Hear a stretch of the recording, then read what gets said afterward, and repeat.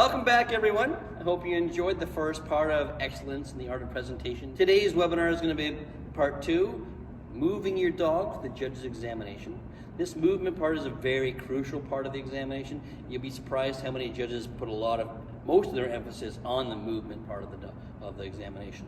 So we're going to talk about that today. We're going to talk about your leads, your lead placement. We're going to talk about patterns, what you should and shouldn't do, speeds, how to carry yourself, how to carry your dog's head carriage, and we're also going to talk about the free stack. So welcome back to Excellence in the Art of Presentation, brought to you by ProPlan and on Oxford Dog Sports. So as a child, I have this vision in my head. I remember seeing this handler in the ring, them flying around the ring at top-notch speed, 6-foot lead, their hair blowing in the wind. This is a demanding, eye-catching image, okay? But here lies the problem. As an adult, I cannot tell you for the life of me what breed that handler was showing. So that tells me that I wasn't watching the dog, I was watching the handler. Now, when these things happen to me, we all get stuck in this ego part of the dog show. As a youngster, you want to show off a bit. And these words, I'll never forget these words. I was probably doing something stupid in the ring, and a certain handler would yell at me and say, "Ham it up, William, ham it up." That was Garrett Lambert. So even after that, whenever I was doing something stupid, I would hear that in my voice, in my head. "Ham it up, William, ham it up." Or even when I was watching one of my students do it, that indicator came into my head again. So I would know that something was wrong if I was watching the handler, not the dog. The handler and the dog must meld together. They must become one. Emphasis on the dog. So here we move on, so to speak. Moving your dog to the judge's examination. That can be a very crucial part of the exam. Sometimes it can almost be 8 out of 10 for the exam, depending on on judges, because how they put emphasis on certain breeds. So you have to make sure that you do it as perfect as possible. If this judge, if his decision rides on this exam, you need to get this part perfect. And remember, aesthetics. People like to see things that are pretty and very pleasing to the eye. So we're going to go through all kinds of things, from keeping that lead tucked up, how you carry your dog. No one wants to see you dragging your dog around the ring. Remember the lead. The lead is a signaling device, not a toe chain.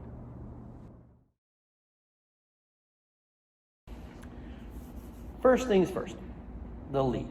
The lead is many things, but most importantly, the lead is a signaling device, okay? It's not a toe chain. It's to signal your dog, okay? So when you're moving your dog, I don't want to see a lead any higher than your waist. I don't want to see it too low. I don't want to see it, like we talked earlier, about the 6-foot lead. You can have a 6-foot lead, but you must be 10 feet tall if you have a 6-foot lead, right? So first of all, we're going to talk about different leads. This lead is a rope lead. This is one of my most preferable leads when I show dogs. It's a soft, cotton-made lead. It's very durable, and it has a soft choke on it, okay? Second lead I use, this is actually my Beagle lead. This lead has been with me since Miss P, and I show on every Beagle. It's a leather lead, very soft still, and it has a clasp with a chain on it, snake collar. Now, if we talk to my mentor George, he'll say, "Don't ever have a clasp."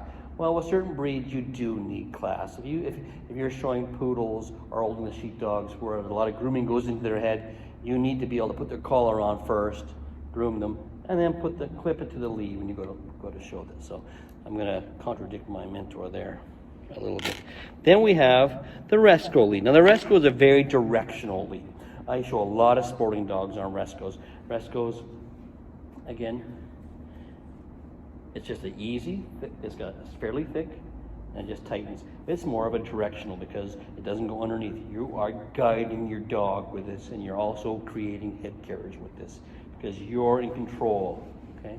That comes in 2 thicknesses. The old-fashioned, what we used to use for cockers, is the big thick ones too. You don't find those as much anymore, but they do come in handy with dogs that are not well lead trained yet, and you need to give them a good signal. So we're talking about leads. I want you guys to have an exercise to do with your lead. I'm going to show you with this. And I'm going to steal this from my mentor, George, just for the weight. You need to be able to, again, attention to detail, aesthetics. No one likes to see a dog being shown like this. because all they see is this, okay? It distracts you. Attention to detail. Make sure that lead is completely in your hand when you're showing your dog, okay? So, again, waist high, okay? You need to be able to roll that up and let it go without even thinking. It's got to be second nature. Now you're going to ask me, why do I have to do that? Well, let's say you're going around the ring and certain dogs take corners differently and your dog speeds up. You need to be able to either let them out to give some room or bring them back up to get their head carriage back. But you have to do it without thinking, okay? So the exercise I want you to do at home is I want you to think, have your lead like this, and without looking at it, I just want you to roll it up. Okay, roll it up, then let it down. Roll it up, let it down. And let it down to about your dog that you're showing. If you're showing, say, a Springer, let it down to about a Springer height. Whatever breed you're showing, work on how far down you're letting it go, okay? So this is an exercise I want you to do at home. And again, your lead's not going to get bored. Your keys aren't going to get bored. So you can do this whenever you want. You can do this while you're watching TV, while you're talking to whoever on the phone. Just I want you to be able to practice. You need to be able to do this without thinking. It's like the no fuss stack. It has to become second nature to you to be able to do things without actually concentrating on them. And that way, everything flows in the ring. Okay. So that's leads. So the second part of that demo, I taught you already how to go up and down with that weighted keys, weighted lead. I'm also, again, I'm borrowing this from George. I'm not stealing it from George, I'm borrowing it because it works. And you always use things that work. So many people, when they're moving their dogs down and back, they forget about moving with your dog. And moving with your dog does entail a little bit of action. People tend to be so nervous, they have their arms stiff, and away they go and they do this.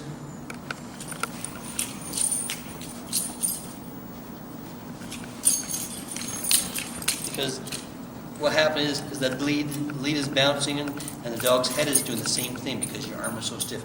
Your arm needs to be like a shock absorber, a suspension. So when you move with your dog, your arm suspends as the dog steps. So you want to actually do this. This is the exercise I want you to try at home. Practice at home.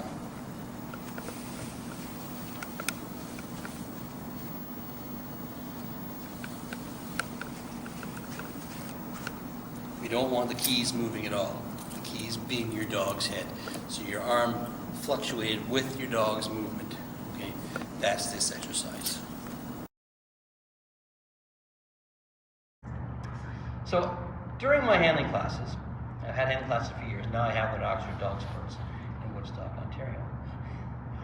I used to have a huge class. Now I have a very famous assistant that had a hell of a time learning to run the way I wanted him to run.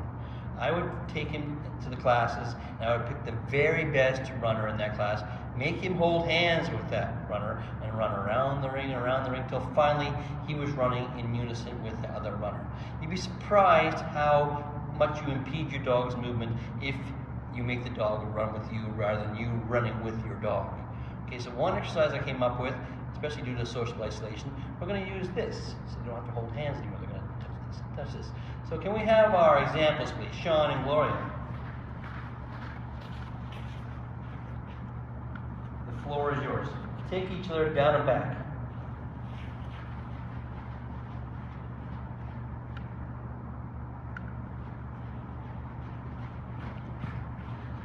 Very good. Thank you.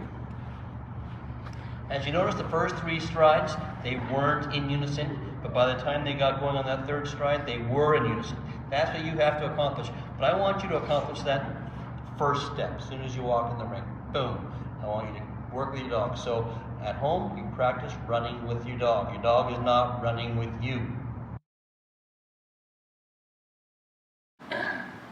So we're going to use this little mini ring just for demonstration only, just so I can talk you through the key points of each pattern, okay? And we're going to start off, before we do that, I'm going to teach you the 2 things that are used in every pattern. Okay, I want to get this out of the way while we're here. First thing is the J turn versus the courtesy turn. The J turn puts your dog into a 4-beat stride. Remember, the movement is a crucial part of the exam, and if you have only limited time to show off your dog's movement, Why waste it doing a big courtesy turn? You often watch certain handlers, they'll make a huge courtesy turn, they'll fix things, and then they'll go straight down, they'll try to go straight down and back. Well, the first few strides, they're not straight at that point. They're trying to straighten their dog out. I remember watching a video of an old garden, and I watched some of the more veteran handlers, and none of them did courtesy turns. They all did the J turn. The J turn teaches you to put your dog in the straight position so that the first step he takes, it is correct. We're not waiting for him to straighten out, because your down and back is going to be in a 4-beat stride, a controlled down and back, so the judge can see how sound your dog is. So I'm going to show you a J turn. Here's the dog, judge is right there, take it, and I just turn and point my dog in the right direction and go forward. That's the J turn.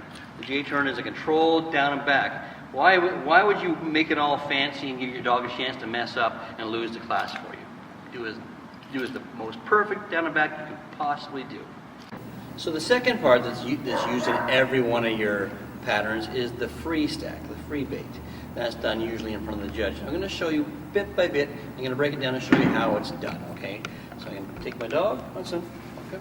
I turn to the judge a little bit so you can still see. And then I use their head like a steering wheel. I move them around, especially when they're new dogs. I move them around until they're in the position. And once they get in the position, then I just back up and let them have the free stack. So the head is a steering wheel, and you're using their weight to guide them forward until they get in the position. And when they get in that position, then you stop. Okay? And then it's not going to happen overnight. These things take time. There are some naturals that just make us look good right away, but there are ones that make it difficult for us, that we have to use their body weight and get them into a position and then move back and let the judge see their outline. Okay, so there's the two dogs. Let's hope you have the natural, because that makes us look good. Earlier on I talked about the lead being a signaling device, not a tow chain. And the signaling device works at both ways. It works, you're signaling the dog, but also the dog is signaling you. You can feel any muscle shift or body shift through this lead, okay? I'm going to try to show you how to demonstrate that. Come on, young lady. Pay attention.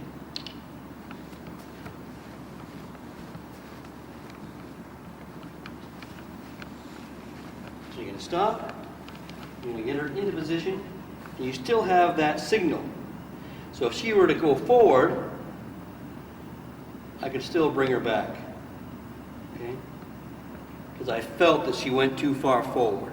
So I just signaled back to her a bit, okay? Go get it, girl.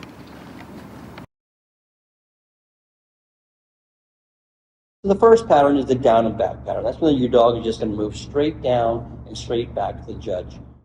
Sometimes that is the most crucial of all exams. Certain judges put so much emphasis on that, so it's your job to do it as perfect as you can. So when you're going down and back, you want to go straight down and straight back. Now with new dogs, you'll see a new handler or new owners of the new dogs, you'll see the lead in the side because they'll see handlers doing that. I think that's all wrong. I think the lead has to be on top of the head. So the lead actually get the signal from on top of the head, because they need to know the direction. They need to know what you want of them. Because new dogs don't know. They're not used to going down and back in this little ring. They don't know what you want. So you've got to start off with baby steps. I like lead on top because that gives them a direction. Okay, so we'll start off with the down and back. Okay, so the first time I'm going to show you the pattern. I'm going to show it almost in more of a detailed thing. I'm going to use the keys. So this is the down and back. Here's our dog. J turn. Look at your destination. Your destination. Take your turn. Look at your destination again, which is the judge. Walk to the judge. Stop and do your freebie. Now that I've showed you that, I'm going to show you in real time with an actual dog. All right, here's the large dog down and back. Judge has already gone over the dog. I fix my lead to where I want it. Make sure everything is perfect. There's the judge right there. Walk your dog in the right direction.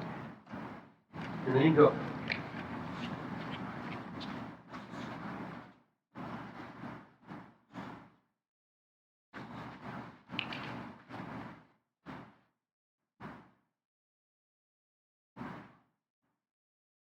There's the down and back. And here's the down and back pattern for the table dog. This is the most common pattern you're going to see the dog shows. Again, attention to detail, make sure everything is done right on the table while the dog's up there. Put them down. Judge is right there. Make your L turn. Here.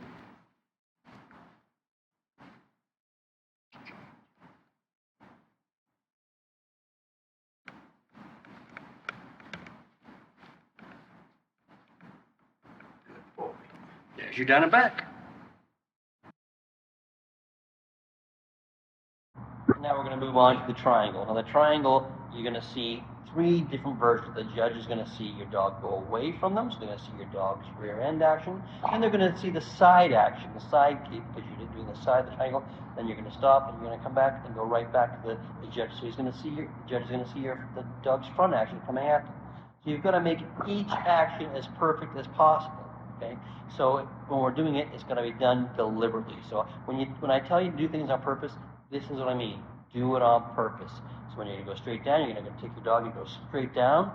You're not going to quite stop. You're going to ease into the corner, right to the side gate.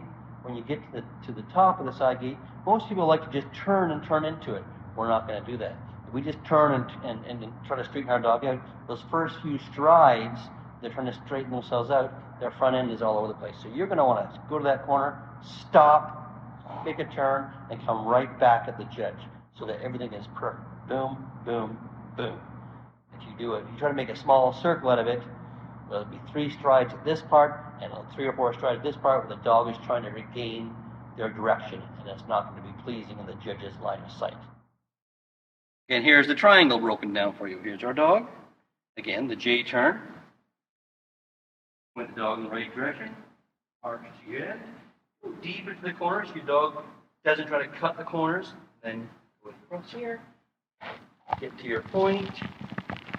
Turn. Again, look at your destination, which is the judge. Or walk straight towards the judge. And give us a brief dive if you have it. Okay, there's the triangle. Now we're going to do that in live time so you see it with the dog. Okay, so here's your largest dog triangle. The judge has already gone over. I'm going to fix the collar and make sure everything's perfect. Get her attention. Keep it smooth. Come on, baby. Let's turn the thumb and judge. Right direction. There you go.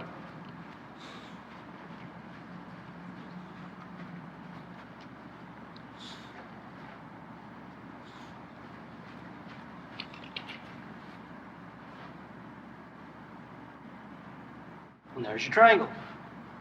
Okay, here's the triangle pattern with the table dog. Same thing with the table dog. You still have to do attention to detail the whole time because you're always on display. You're always being judged. You're in that ring. So everything's perfect. Fix the lead on the table because the dog is closer to you. Okay? It's easier than fixing it on the ground. Put your dog down.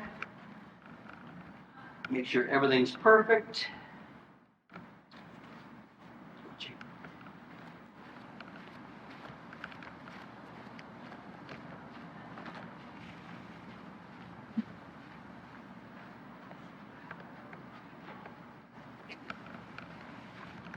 Okay.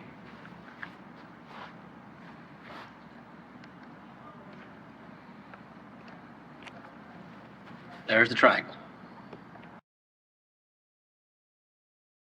The other pattern is the L pattern.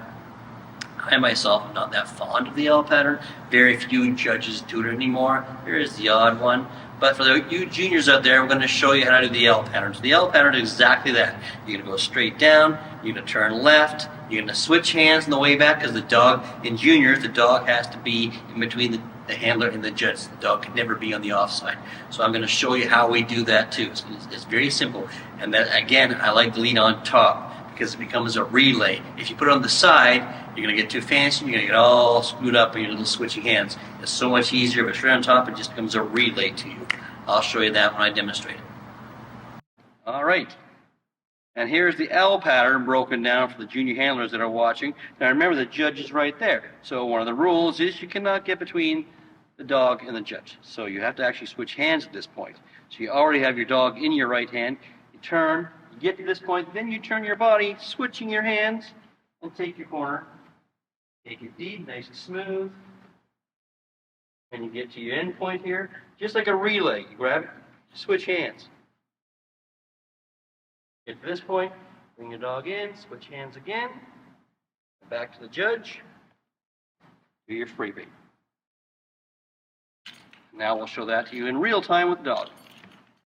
All right, for all you junior handlers out there, this is the L pattern. Judge has just gone over our dog. We're going to make sure our dog's in the position. Now, I suggest you do this with the L pattern because you want to have a smooth transition. So I put the lead on top. Remember, the judge is right there. So we switch hands. Come on, there you go. Get our position, turn hands again, get her attention. Down you go.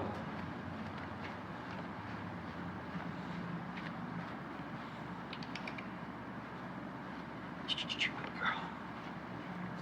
Another turn. Get her ready. Freebie.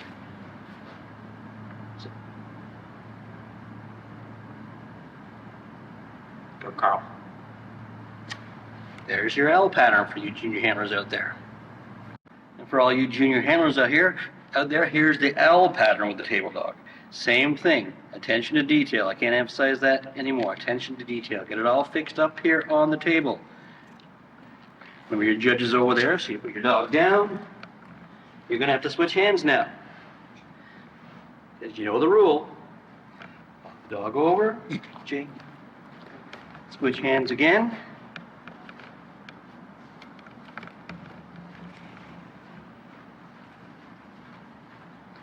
Hands again, Jake.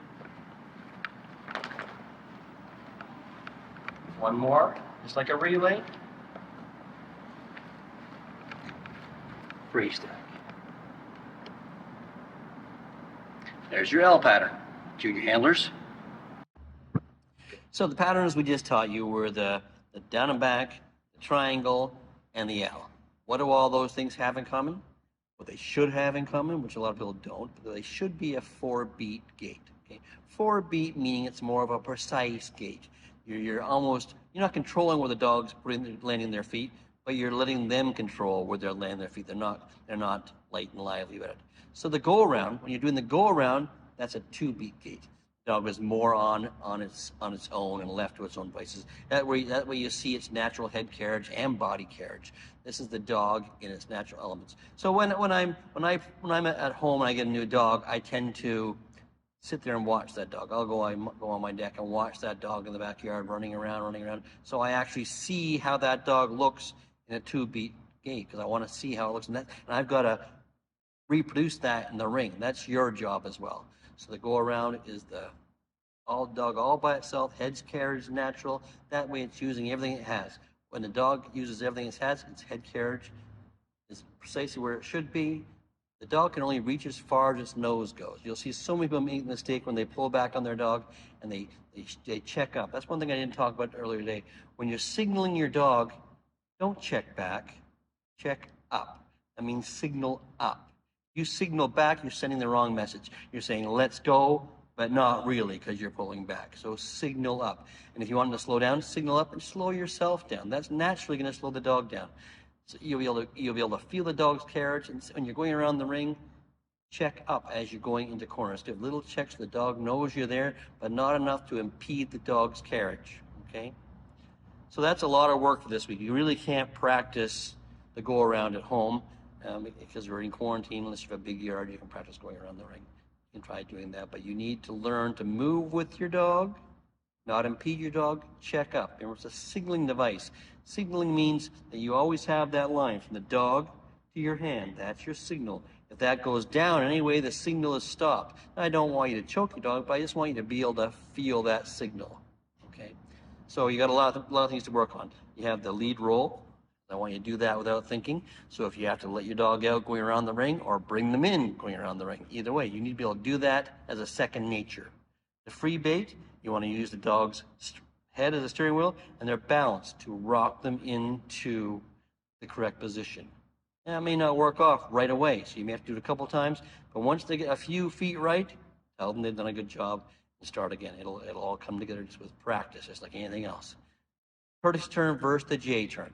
Courtesy turn, it's not it's not always a bad thing. Sometimes we have dogs with difficulties like crabbing and pacing, which I couldn't just show you here because I couldn't find a dog to do that.